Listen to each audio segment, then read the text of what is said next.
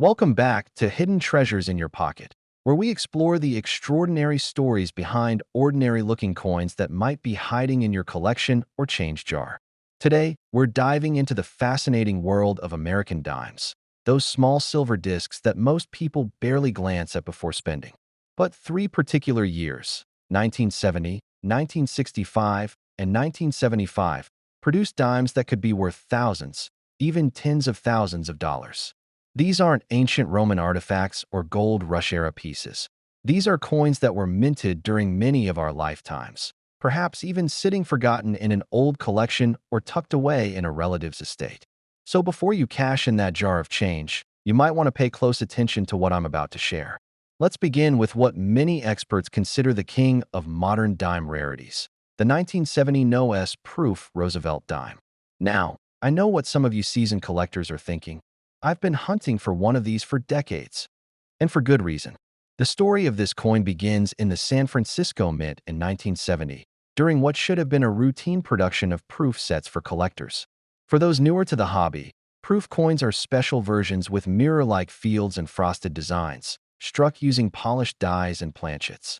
They're specifically made for collectors, not for circulation. Every proof coin from San Francisco should carry the S Mint mark, a tiny letter that tells you where the coin was produced. But something extraordinary happened in 1970. Somehow, the die used to strike a small batch of Roosevelt dimes was missing the S Mint mark. This wasn't supposed to happen. The U.S. Mint has multiple quality control procedures to prevent exactly this kind of error. Yet, remarkably, these no-S dimes made it into proof sets that were packaged and sold to collectors.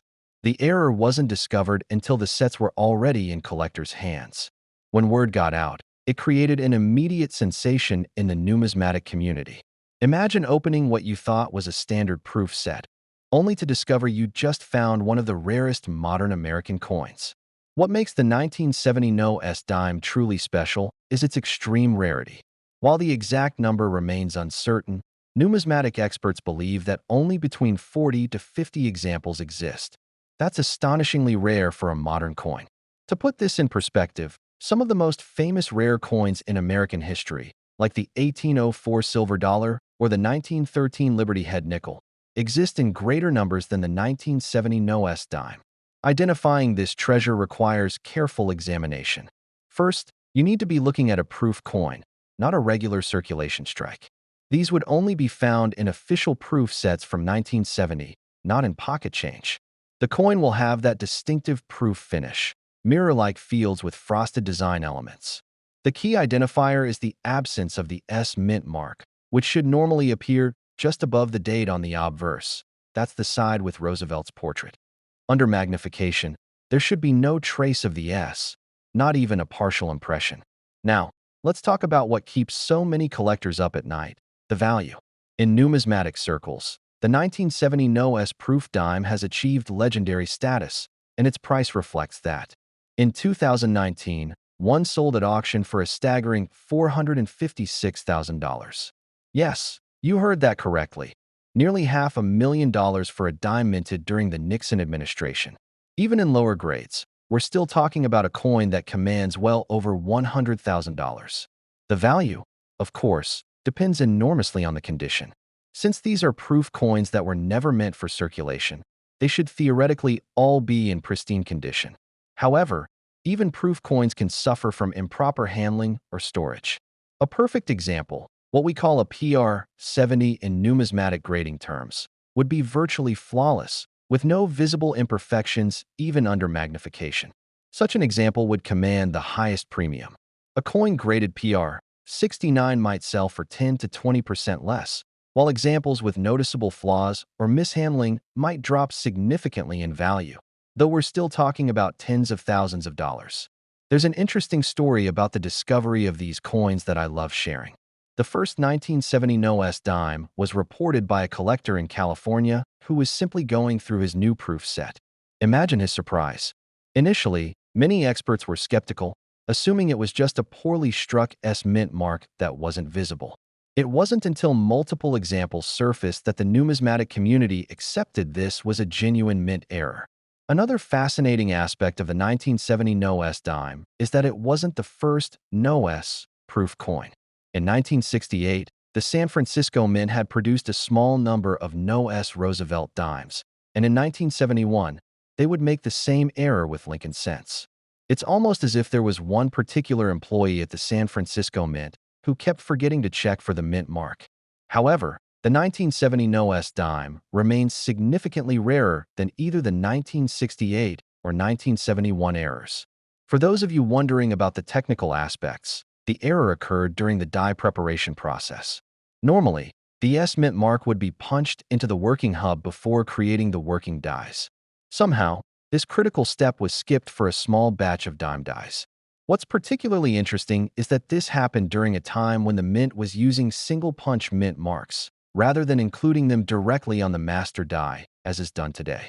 This change in process, which began in 1985, means that this specific type of error can no longer occur, adding to the historical significance of the 1970 no-S dime. One question I often get is whether more of these might still be discovered. It's certainly possible. Many proof sets from that era are sitting unopened in estates or collections. Some collectors buy proof sets and never even examine the coins inside, viewing them as long-term investments rather than objects for study.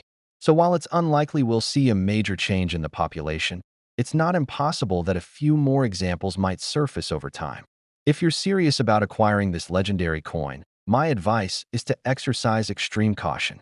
Due to its value, the 1970 no-S dime has been extensively counterfeited.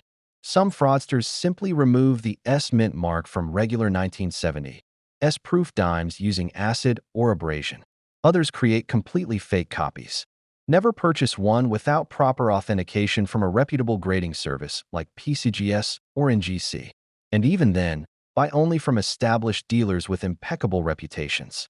For most collectors, owning a 1970 no-S dime remains a dream, something to admire in museum collections or major auctions rather than a realistic acquisition target. But that's part of what makes our hobby so fascinating. These almost mythical coins that represent the pinnacle of collecting achievement. What I find most remarkable about the 1970 no-S dime is that it's a modern rarity created purely by accident.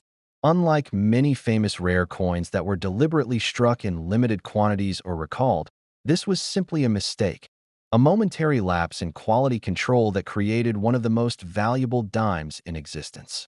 It reminds us that even in the highly mechanized and standardized minting processes of the modern era, human error can still create extraordinary collectibles. So next time you're going through an old collection or estate that contains 1970 proof sets, take a moment to check those dimes. You never know, you might just be holding a six-figure coin in your hands. And even if you don't find this particular rarity, the thrill of the hunt and the possibility of discovery is what keeps so many of us passionate about coin collecting decade after decade. Now let's move on to our second remarkable dime, the 1965 silver Roosevelt dime. This coin represents a fascinating transitional era that occurred during one of the most significant changes in U.S. coinage history. The mid-1960s marked a pivotal moment for American coins. Silver prices were rising steadily, approaching the point where the metal in our dimes, quarters, and half dollars would be worth more than the face value of the coins themselves.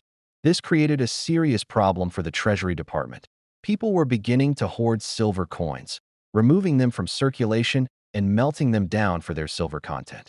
The situation became so dire that by 1964, the government was facing a critical coin shortage.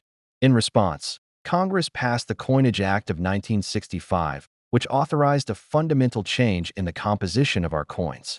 After nearly 2 centuries of silver coinage, our dimes and quarters would now be made from a copper-nickel-clad composition, essentially, copper sandwiched between layers of a nickel alloy. This new composition gave the coins the same silver appearance, but contained no precious metal. Half dollars would continue with some silver content, but reduced from 90% to 40%. This transition began in 1965, and that's where our rare coin enters the story. During this changeover period, something extraordinary happened. A small number of 1965 Roosevelt dimes were accidentally struck on silver planchets, the old 90% silver blanks that were supposed to have been removed from production. Instead of the new copper-nickel composition that all 1965 dimes should have, These rare specimens contain the 90% silver composition of the pre-1965 era.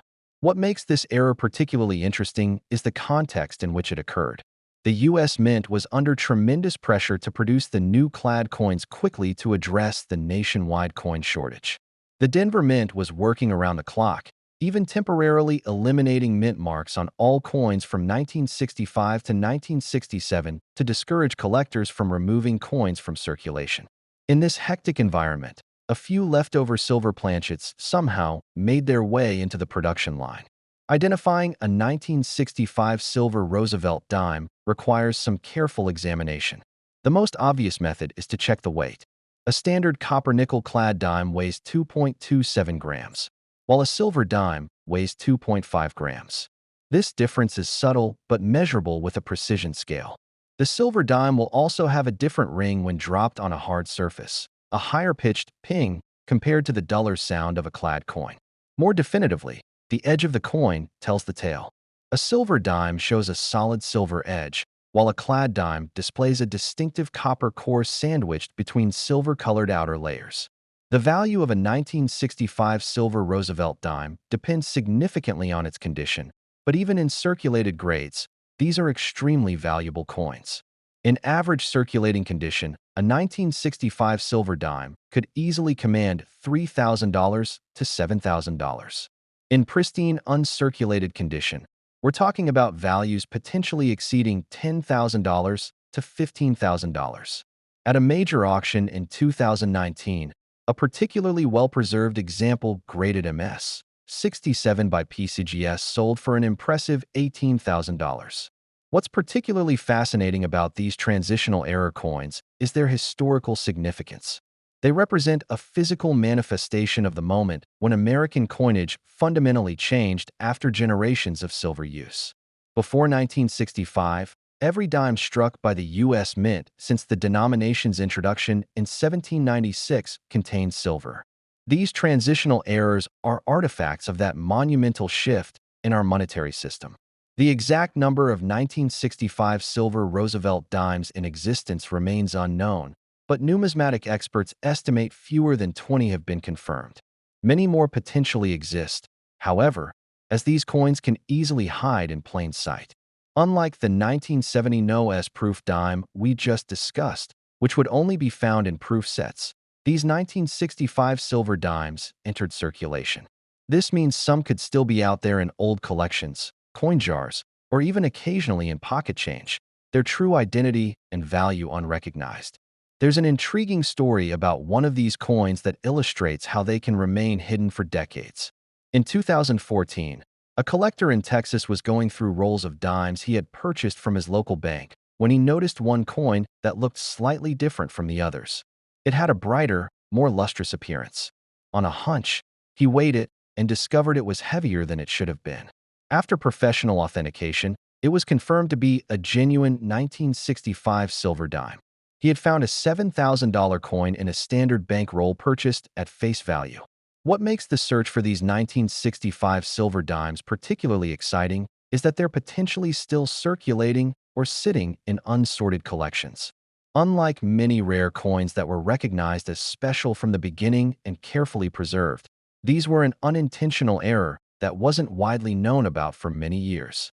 Most entered circulation and were treated as ordinary dimes.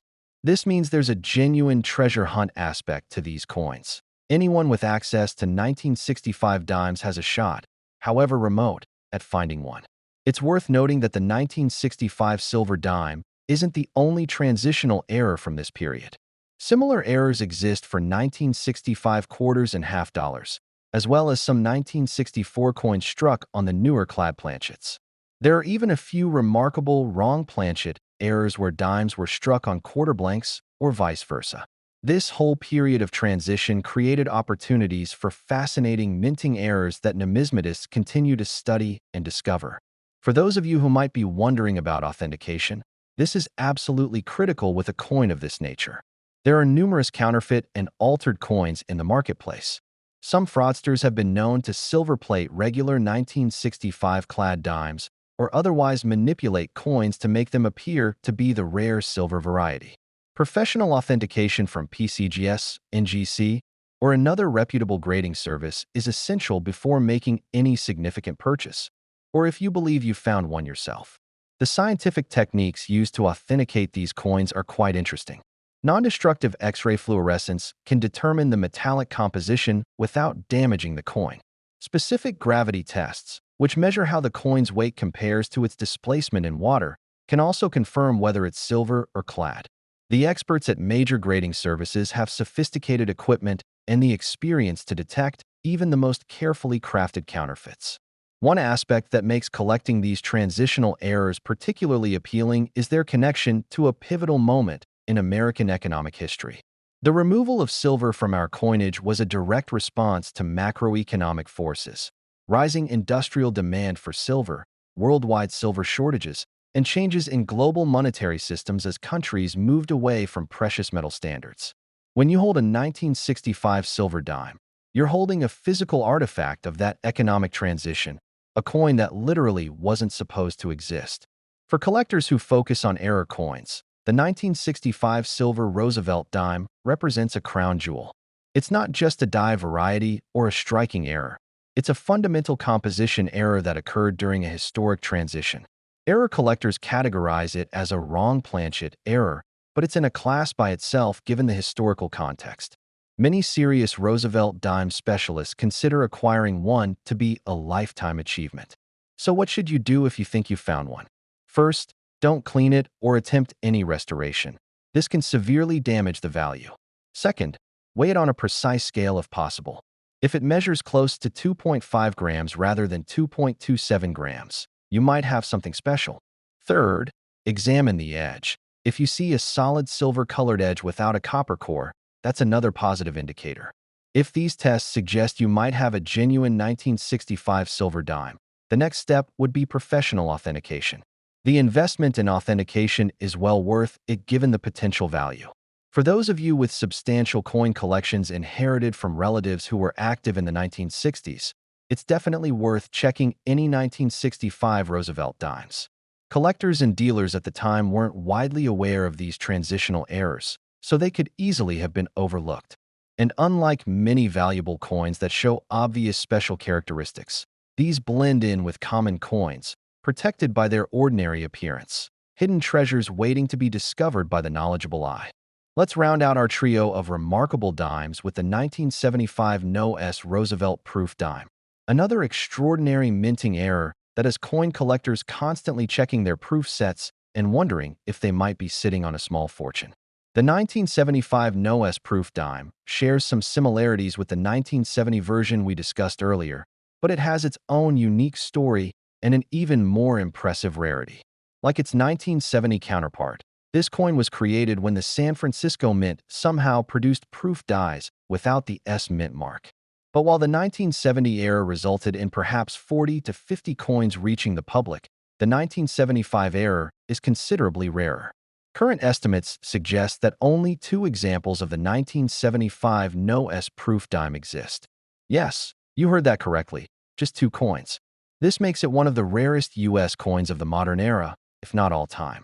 To put this in perspective, even legendary rarities like the 1804 silver dollar and the 1913 Liberty head nickel exist in greater numbers. The story behind this coin remains somewhat mysterious even decades later. The San Francisco Mint was the facility responsible for producing all proof coins during this period. Somehow, a die without the crucial S mint mark was created, used briefly to strike some dimes, and then discovered and removed from production. Unlike the 1970 error, Mint officials apparently caught this mistake much earlier in the process, which explains the extreme rarity. Both known examples were discovered by collectors examining their 1975 proof sets. The first was found shortly after the sets were released, and for several years, it was believed to be unique, the only one in existence. Then, in 1979, a second example was discovered by another collector in a previously unopened proof set.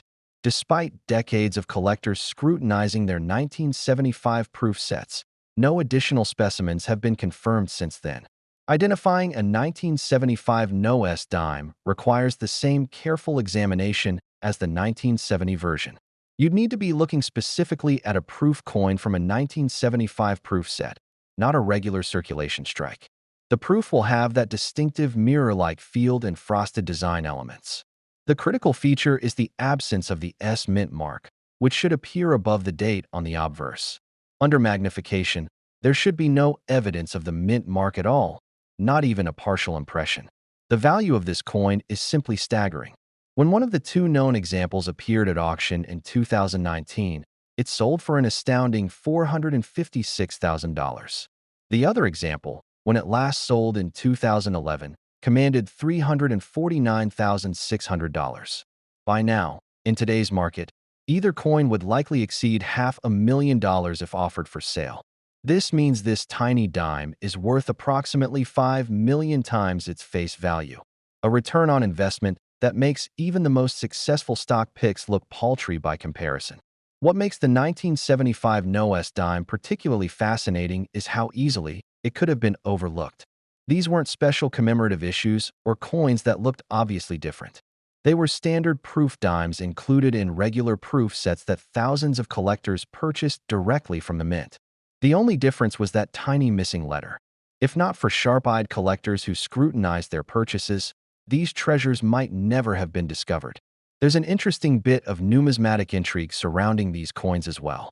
For years, rumors have circulated that the U.S. Mint might have additional examples locked away in their archives, or that a few more might exist in unopened proof sets. The Mint has never confirmed the existence of any additional specimens in their collection, but the speculation continues to fuel the mystique surrounding this coin. If you're wondering about the possibility of finding an undiscovered example, it's not completely outside the realm of possibility, though extraordinarily unlikely. Many proof sets from the 1970s remain in their original government packaging, never opened or examined closely. Some were purchased as investments or gifts and tucked away in safe deposit boxes or storage. While the chances are infinitesimally small, the potential reward is so enormous that it drives collectors to continue checking. One of the most fascinating aspects of the 1975 No-S dime is how it illustrates the peculiar economics of numismatics. How can a coin with a face value of 10 cents, made from common metals with no intrinsic value beyond a few cents, command hundreds of thousands of dollars? The answer lies in the perfect storm of rarity, historical significance, condition, and collector demand. With only two examples known, competition among wealthy collectors is intense. For the serious Roosevelt Dime specialist or error collector, the 1975 No-S represents the ultimate acquisition, the crown jewel of any collection. Unlike many valuable coins that have been known and prized for generations, the 1975 No-S dime is a relatively recent discovery in numismatic terms.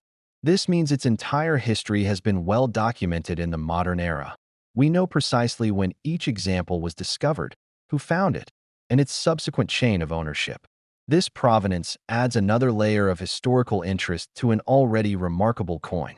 The technical aspects of how this error occurred remain consistent with what we discussed for the 1970 No-S dime.